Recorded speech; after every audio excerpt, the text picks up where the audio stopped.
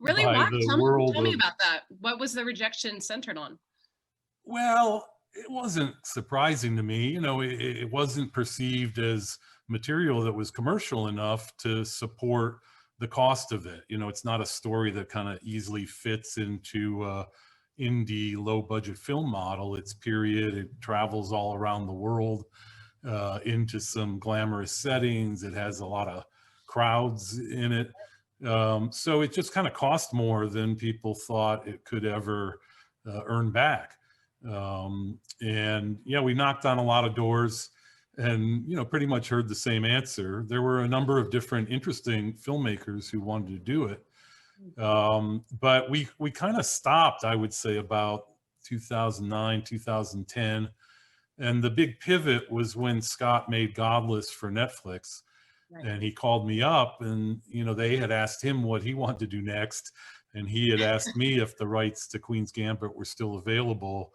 And that was when he said, the way to do this is a limited series format. And that kind of unlocked so many things in terms of how it then proceeded to get made.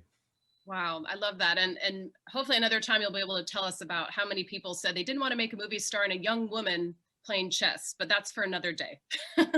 There was certainly a lot of that. Yeah. Yes. Well, gosh, you certainly won in that capacity. And Anya, I would love to know, I remember interviewing you years ago, not that long ago, but it feels like years ago, for The Witch at Sundance. And I remember you brought such this incredible sort of mystical energy into the room. I remember saying, who is this person? She's so unique and has such an amazing maturity. And how old were you when you made that? You were still fairly young, right? And here you are having taken the helm of this piece. What struck you most when you read the script, but also what scared you enough to make you want to do it? Because clearly you're not afraid of challenge. Well, first of all, nice to see you. Yeah. And that was a very, very special time in my life. So I'm glad that we got to share it. But I think, so there wasn't a script when I signed on. I signed on based on the book and on Scott.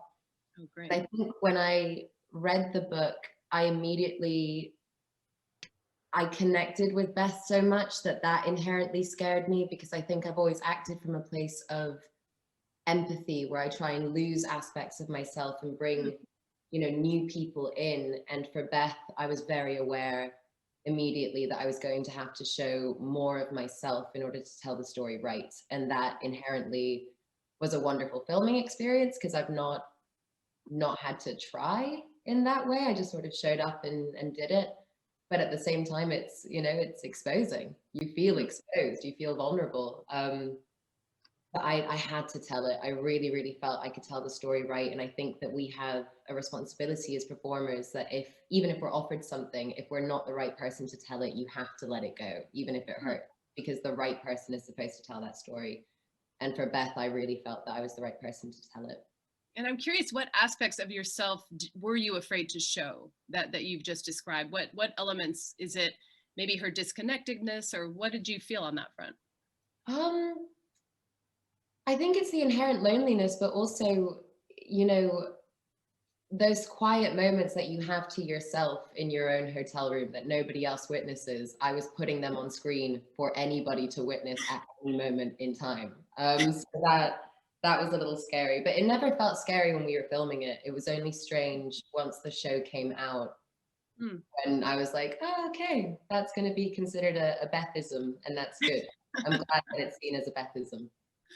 Well, I love that. And thank you for being brave enough to reveal that part of yourself to us, because I don't think a lot of people realize how brave people must be to do this work. So congratulations for taking that risk. It's a huge risk.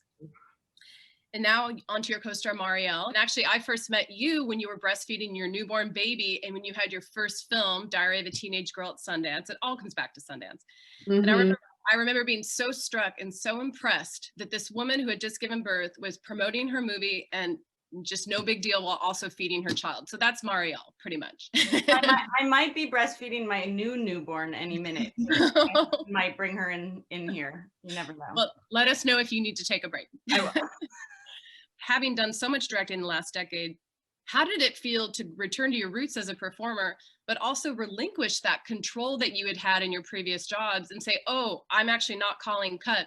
That's somebody else's